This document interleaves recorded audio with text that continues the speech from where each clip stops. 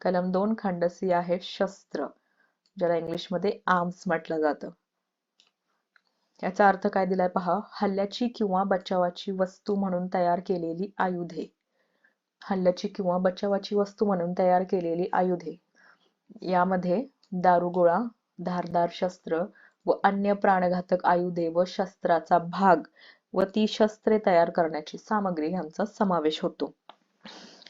समजा आपली आई भाजी चिरण्याच्या उद्देशाने हातामध्ये एखादी सुरी घेऊन बसलेली आहे. ती सुरी जी आहे ती या अधिनियमानुसार शस्त्र ठरते का? तर याचं उत्तर आहे नाही.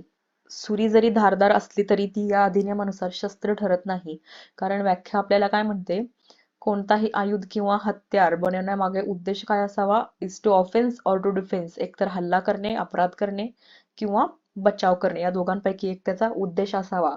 जर असं असेल तरच तो हत्यार काय आहे,